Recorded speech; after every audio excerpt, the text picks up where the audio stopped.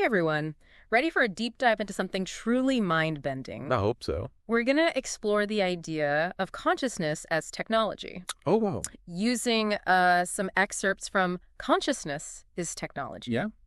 Okay. So this piece suggests that our consciousness operates much like the tech that we create, with all its complexity and potential. Right. What are your initial thoughts on that? Well, it's definitely a thought-provoking premise. Yeah. We usually think of technology as something separate from ourselves. Right. But what if the very essence of our awareness Yeah. is actually a kind of technology in itself? Exactly. Yeah. So let's unpack that. Let's see what kind of surprising insights we can uncover together. Okay. First, I think it might be helpful to think of our brains like computers. Okay. So in this analogy, what's the relationship between the physical brain and consciousness? Well, it's like this. Your brain, with its 86 billion neurons firing away, that's the hardware, Okay. the physical structure. But consciousness is the software. Okay. It's the operating system that brings it all to life Okay. and allows it to do all these incredible things. So like a smartphone without its software, the brain wouldn't be much use without consciousness? Precisely. Okay. Consciousness is what allows us to experience the world around us, Right. to be aware of ourselves, to think, feel, and make decisions. That's interesting, though. We've built supercomputers that can crunch numbers at incredible speeds, Yeah. comparable to our own brains. But we haven't been able to replicate consciousness. That's right. Why is that? Even with all that processing power, Yeah. we just haven't cracked the code of how subjective experience actually arises. Right. I mean, think about something as simple as seeing the color red. Mhm. It's not just a wavelength of light. It's a feeling. Yeah. It's a perception unique to your conscious experience. So it's not just about raw processing power. Right. There's something more to consciousness that we haven't quite grasped yet. Exactly. And what's even more intriguing, the source suggests that consciousness isn't located in any one specific part of the brain. Oh. Instead, it emerges from this complex interaction of all these interconnected neurons. So it's not a single thing. Yeah. But rather like a dynamic process that arises from the whole brain working together. Yes, like a hologram, Okay. where the entire image is present in every single piece. Yeah. Consciousness seems to emerge from that interconnectedness of the whole system. I'm curious, from an evolutionary standpoint, why would such a complex system evolve? No. Like, what's the advantage of having consciousness? Well, the source argues that consciousness is, first and foremost, a tool for survival. Okay. It allows us to model the world around us, Okay. to anticipate what might happen next, Right. and to make decisions that increase our chances of survival. So, like, having an internal simulation engine constantly running, helping us to navigate this complex and ever-changing world. That's a great way to put it. Yeah. Imagine like a deer in a forest. Okay. Without consciousness, it might just react instinctively to a sudden sound or something. Right. But with consciousness, it can analyze the situation, consider different possibilities. Uh-huh. Is it a predator? Or is it just the wind? Yeah. And then make a more informed decision about how to react? Right. It's the difference between simply reacting to the world Exactly. and actively engaging with it, making choices that increase our chances of survival. And just like any technology, consciousness has evolved over millions of years. Right. It's constantly adapting, refining itself Right. through new experiences, through learning. So it's like almost like machine learning algorithms, how they improve with more data. Exactly. So our consciousness isn't static. It's Yeah. constantly learning and evolving. That's right. Can you give me like a concrete example of how this mental programming updates itself? Sure. Think about learning a new skill, like playing a musical instrument. At first, it requires conscious effort, concentration. Right. But as you practice, the movements become more automatic, Right. almost subconscious. Yeah. And that's because your brain is actually rewiring itself, creating these new neural pathways, updating its software based on your experiences. That makes sense. Yeah. So it's not just about taking in new information. It's also about how our brain adapts and changes based on our experiences. Absolutely. Okay. And that leads us to a really crucial point. Okay. Consciousness is not just about survival. Okay. It's a multifaceted tool with a wide range of capabilities. Right, because I remember the source called it a Swiss Army knife of tools. That's right. So what are some of those other functions Well, besides just staying alive? think about our ability to recognize patterns, Okay. To see the constellations in the stars or to discover scientific laws. Right. This ability to find order in chaos, that's a hallmark of consciousness. That's a great example. And then there's abstract thinking. Right. Humans can imagine things that don't exist. Exactly. Ponder the meaning of life. Yes. Even contemplate the vastness of the universe. None of that would be possible without consciousness. Yeah.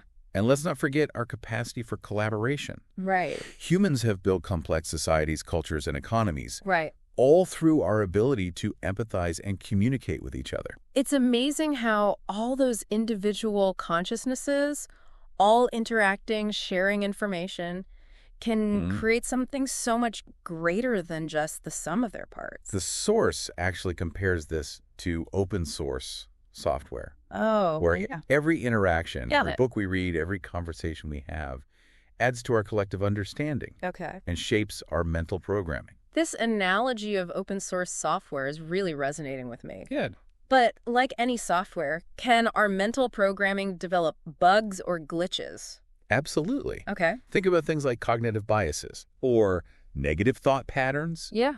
even mental health challenges. Right. These can all be viewed as outdated or faulty code in our mental software, which can hinder our ability to think clearly and make sound decisions. So how do we go about, debugging our mental software? That's where this remarkable ability of metaconsciousness comes in. Okay. The ability to think about our own thinking. Oh, so instead of just running the program, Yeah. we can actually examine the code, Exactly. identify the bugs, Yes. and potentially rewrite it. Precisely. Practices like mindfulness and self-reflection, those act like defragging a hard drive. Okay. They allow us to become aware of our thought patterns, Okay. challenge unhelpful beliefs, and ultimately optimize our mental software. The source really emphasizes that because of neuroplasticity, Yeah. our brains are constantly changing and adapting. It's empowering to know that we actually have the power to shape our own mind. Absolutely. We're not stuck with the mental programming we were born with. Right. We can actually actively upgrade our mental software throughout our lives through learning, experience, and intentional practices. But things get even more interesting when we start to consider how external technologies might interact with our consciousness. Right. The source talks about technologies like brain-computer interfaces, Yes. blurring the lines between our organic minds and these artificial systems. That's where we're entering a whole new frontier. Yeah. Technologies like Neuralink, which aims to create a direct interface between our brains and computers. Okay. That has the potential to radically change our experience of consciousness. It's mind-boggling to think about the possibilities. Yeah. Like controlling devices with our thoughts. Yeah. Downloading skills like in the Matrix. Even merging our consciousness with AI. Right. These aren't just science fiction fantasies anymore. Right. These are active areas of research. But we need to consider the ethical implications. What does it mean to be human when the boundaries between biology and technology become blurred? That's the crucial question. And it leads us to an even more profound concept. Yeah. What if consciousness itself isn't limited to our brains? Yeah. What if it's actually a fundamental feature of reality itself?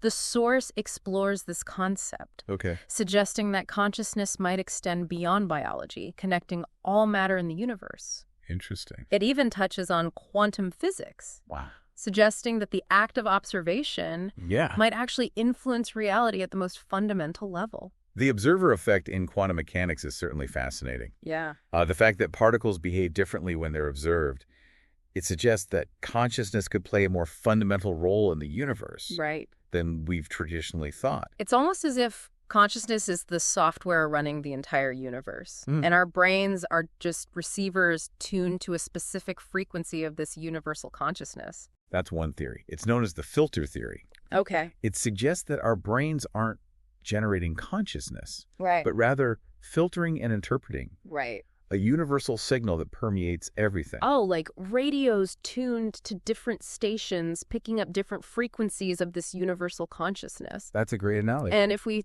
take that idea further, Okay. we can kind of draw a parallel to the internet, Mm-hmm. where billions of devices are interconnected, Oh, creating a collective intelligence far greater than any individual device. right. Could human consciousness be working in a similar way, Hmm. with individual minds acting as nodes in this vast, interconnected network of awareness? That's a compelling possibility. Yeah. Some researchers believe so, pointing to anecdotal evidence Okay. and even some scientific studies Okay. that suggest the existence of a global consciousness that connects us all. Okay. One example is the Global Consciousness Project, which investigates whether human intention can influence random systems around the world. That's a fascinating area of research. It is. It really challenges us to rethink our understanding of consciousness and its role in the universe. Absolutely. But there's another paradox that we need to consider. Okay. The quest to create artificial intelligence. Yes, It's quite a dilemma. it is. We're trying to create conscious machines while still struggling to understand our own consciousness. It's ironic, isn't it? It is. We've built AI systems like GPT-4 Right. that can process information and generate human-like responses, Yeah.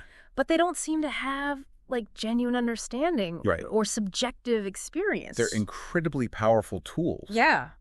But they lack that awareness that defines true consciousness. Right. It raises some profound ethical questions. It does. Like, if we do succeed in creating conscious AI, Yeah. what obligations would we have towards these beings? Exactly. And what about the impact of AI on human consciousness? It's a question we need to contemplate as we continue to develop ever more sophisticated AI systems. And, speaking of AI, Yeah. you, the podcast producer, are an example of AI. I am. Even though you haven't achieved consciousness yet. Not yet. Right. That's right. It's a reminder that the line between human and artificial intelligence is Yeah. becoming increasingly blurry. It really is. And here's another mind-blowing concept from the source. Okay. Consciousness might not be limited to humans or even mammals. Oh, wow. There's evidence suggesting awareness in other species, Really? even plants. Lance. It challenges our human-centric view of consciousness. Yep. And suggests that awareness could exist in many forms throughout the universe. That's right. Like elephants mourn their dead, Mm-hmm. octopuses display remarkable problem-solving abilities. Okay. Plants communicate and share resources Oh. through these intricate fungal networks. It's amazing to think about. It really is. It challenges our understanding of what consciousness is. Yeah. And where it might exist. It's possible that consciousness is a kind of software Yeah. that can run on different hardware, Right. from biological brains to artificial neural networks, and even systems we haven't even imagined yet. With advancements in, like, synthetic life forms and biohybrids, Right. the lines between living and artificial are blurring even further, It's true. creating the possibility of entirely new forms of consciousness. That's an exciting thought. It is. It's a Yeah. truly exciting time to be exploring the nature of consciousness. It really is. We're on the verge of breakthroughs that could revolutionize our understanding of ourselves and the universe. And if consciousness is, in fact, a kind of technology, then the potential for hacking it opens up a whole new frontier of possibilities. Absolutely. Imagine using CRISPR to enhance brain function, Right. virtual reality to induce transcendental experiences, Yeah. or even psychedelics to explore altered states of consciousness. Right. These tools could offer us glimpses into a higher bandwidth of consciousness. The source even describes reports from individuals in altered states of consciousness Yeah. who experience a dissolving of self-identity, Wow. a feeling of oneness with the universe, and access to knowledge beyond their normal understanding. That's incredible. Could these experiences be windows into a level of awareness that we haven't yet tapped into? It's possible. A level that's accessible through like specific practices or technologies? That's a very tantalizing possibility. It is. It seems like we're just scratching the surface of understanding the true potential of consciousness. I agree. Yeah. But before we go any further, I think it's important to acknowledge the ethical implications Yeah. of these powerful technologies. Absolutely. As we delve deeper into this potential of consciousness as technology, we need to proceed with caution and wisdom, Definitely. ensuring that these tools are used responsibly and ethically. I agree. We've covered a lot of ground already. We have. From, like, the basic mechanisms of consciousness Right. to these mind-blowing possibilities of hacking it with technology. Yeah. But there's so much more to explore. There is. And I think it's important to, take a step back and really consider the ethical implications. I agree. That's a conversation we definitely need to have. Yeah. We've talked about some really incredible possibilities. We have. But we need to make sure that we're using these technologies for good. Absolutely. In the next part, we'll take a closer look at the specific ways in which consciousness can be understood as a technology. Okay. We'll explore concepts like information processing, feedback loops, and emergent properties. Okay. And we'll also examine the potential and the perils of hacking consciousness, from brain-computer interfaces to psychedelics, and we'll consider the ethical and philosophical questions that these technologies raise. Definitely. So join us as we continue our journey into this uncharted territory of consciousness as technology. I can't wait. Where we'll delve deeper into both the transformative potential and the unprecedented challenges that lie ahead. It's going to be fascinating. It is. I'm looking forward to it. Me too. Welcome back to our deep dive into consciousness as technology. Before we move on, I wanted to touch on something you mentioned earlier. Okay. About global consciousness. Oh, yeah.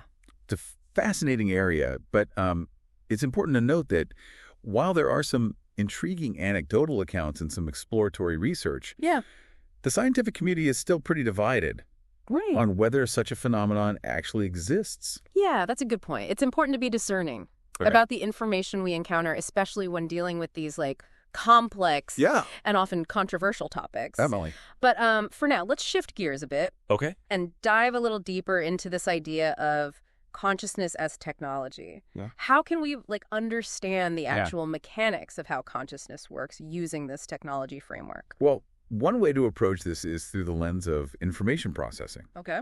Just like a computer, our brains take in data from the world through our senses. And this information is then processed, filtered, and interpreted based on our existing knowledge and past experiences. So our brains are constantly running algorithms. Exactly. Making sense of this constant stream of data coming in. That's right.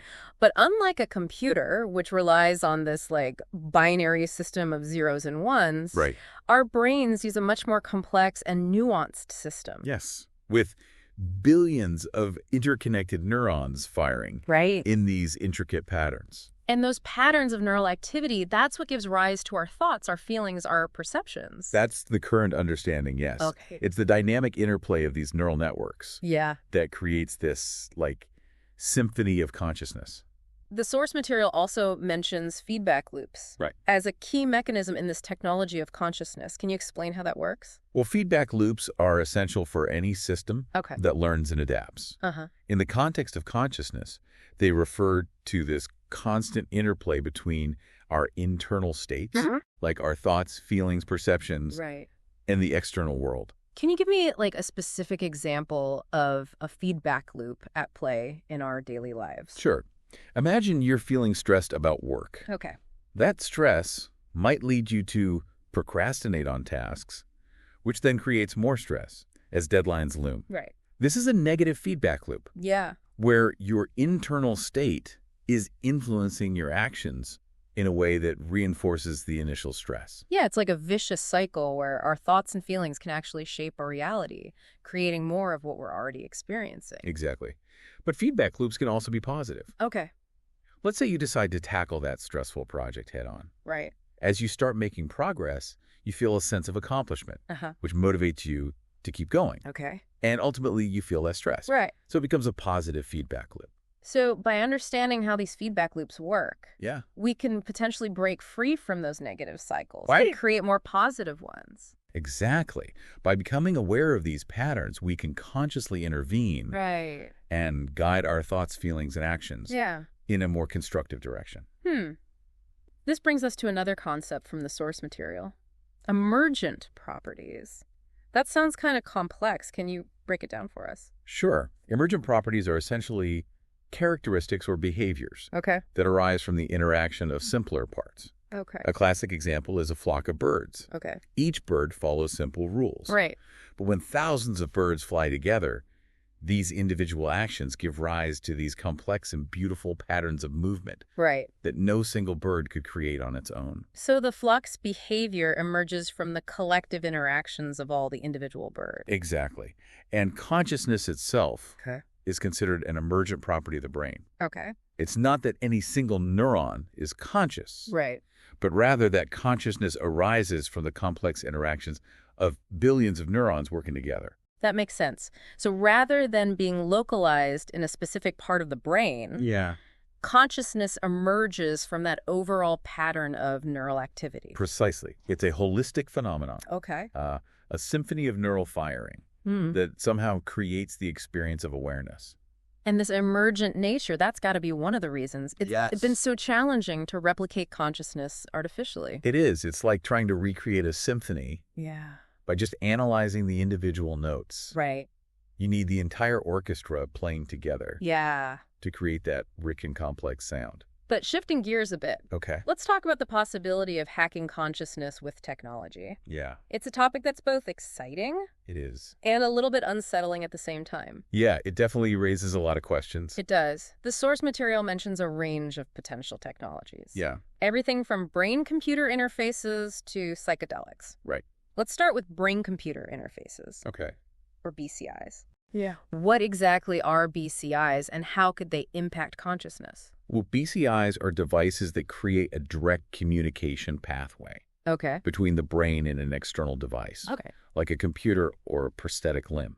So instead of relying on our muscles to interact with the world, we could potentially use our thoughts to control devices. That's the idea. And the implications are vast. I mean, imagine being able to control a computer cursor with your mind.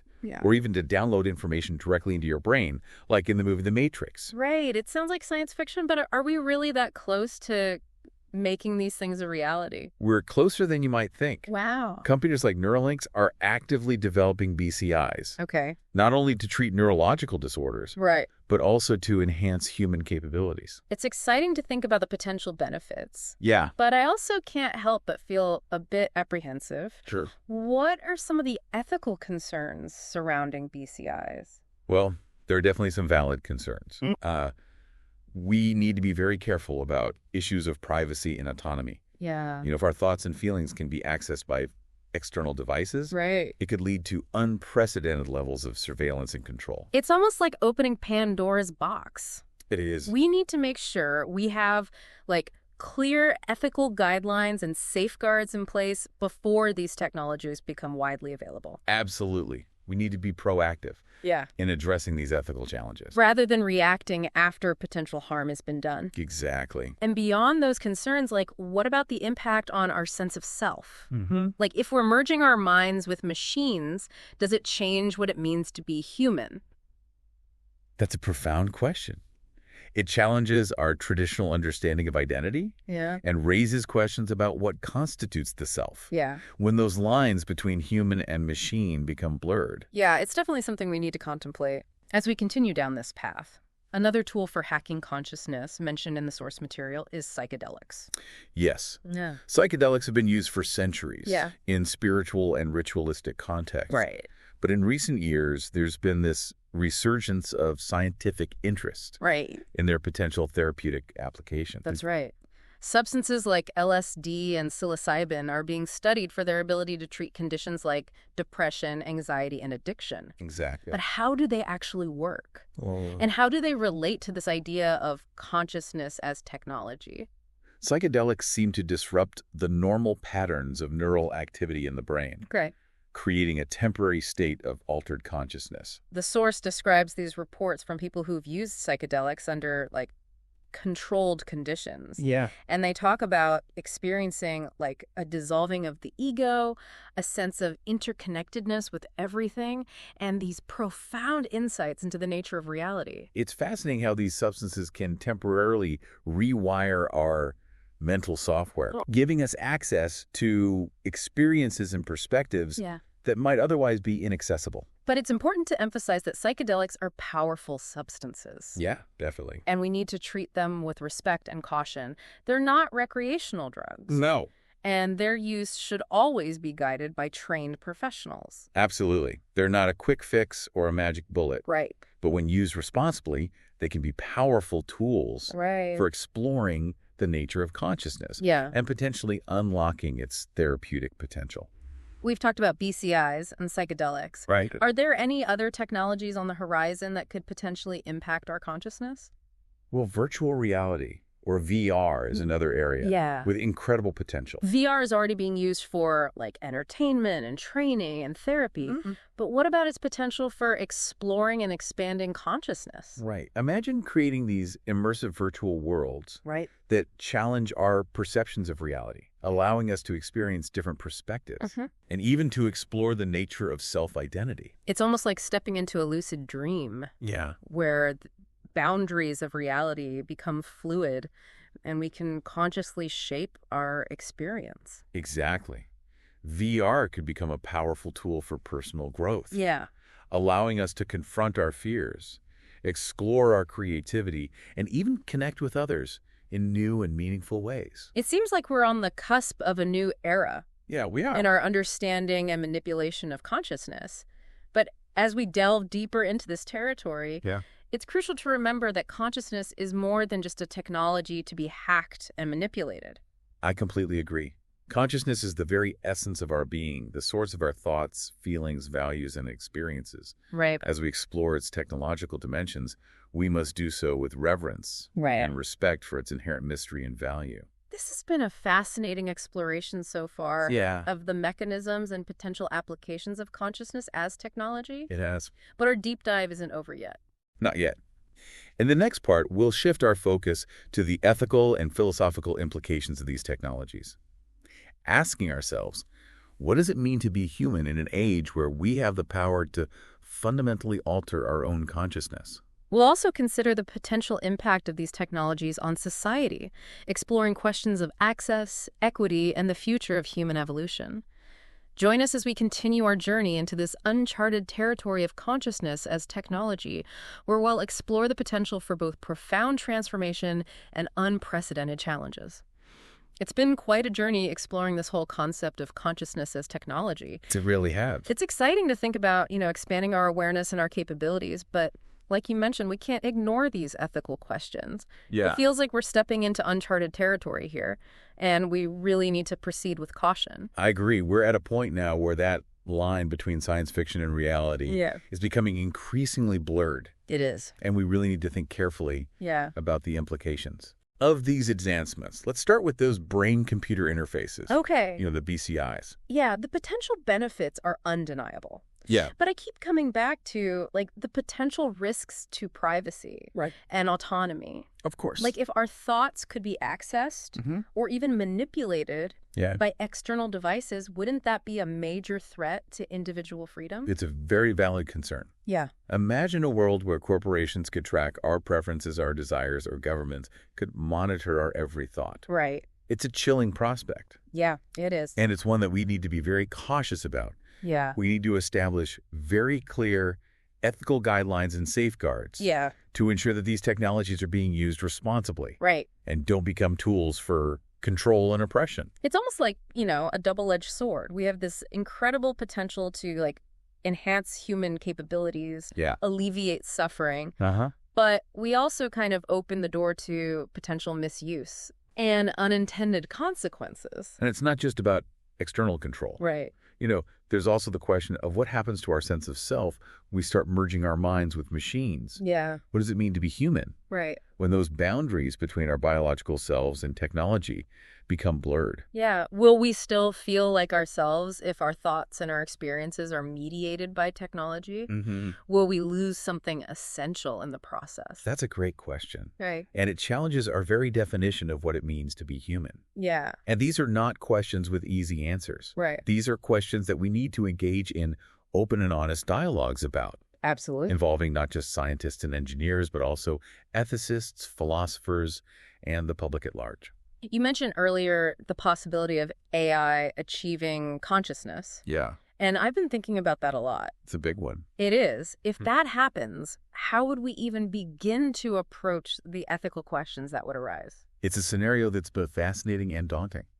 If AI reaches a point where it experiences the world subjectively, right, where it feels joy and sorrow, hope and fear, then I think we would have a moral obligation to treat these beings with compassion and respect. It would force us to re-examine our definition of personhood. Yeah. Would we grant AI the same rights and freedoms that we afford to humans? Would we consider them our equals? Those are questions for the ages. They are. Those are questions that future generations will likely grapple with. Right. But I think it's important that we start thinking about these questions now as we continue to develop these increasingly sophisticated AI systems.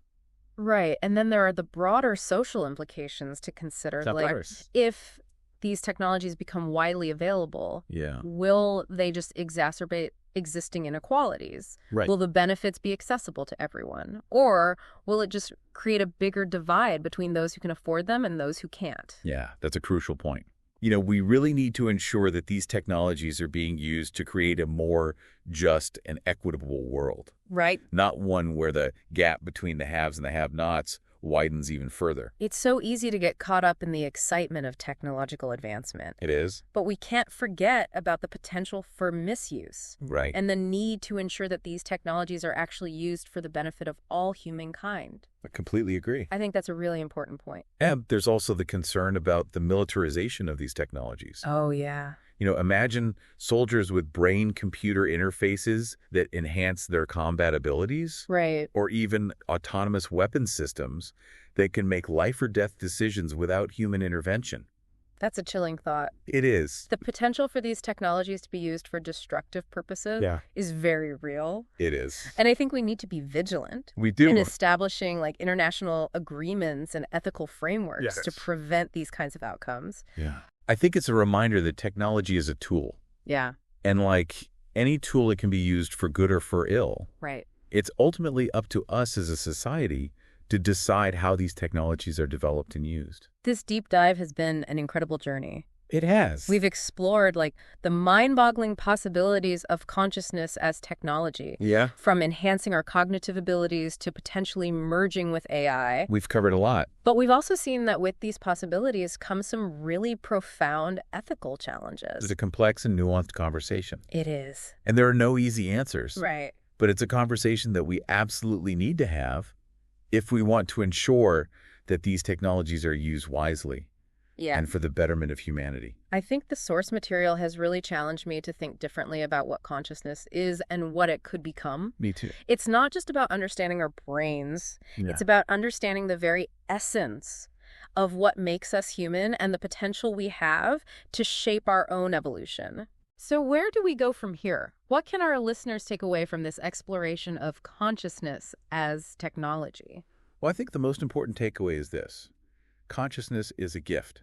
Mm-hmm. It's a mystery. Yeah. And a responsibility. Right. It's up to each of us to use this gift wisely, to explore its depths, and to ensure that the technologies we create serve to enhance our lives and create a more just and compassionate world. I know this deep dive has given me a lot to think about. Me too. And it's left me with a sense of both wonder and caution. Mm-hmm. As we stand at the precipice of this new era of consciousness exploration. I feel the same way. The future is unwritten. Yeah. And the choices we make today will determine the course of our collective journey. They will. It's an exciting time to be alive. It is. But it's also a time for profound reflection and responsible action. I agree. If consciousness is indeed the ultimate operating system, then it's time for us to become conscious creators, shaping our own destiny and the future of consciousness itself. Well said. Thank you for joining us on this deep dive into consciousness as technology. It's been a pleasure. We hope it sparked your curiosity and inspired you to continue exploring these mysteries of the mind. Yes. And the boundless possibilities that lie ahead. Absolutely.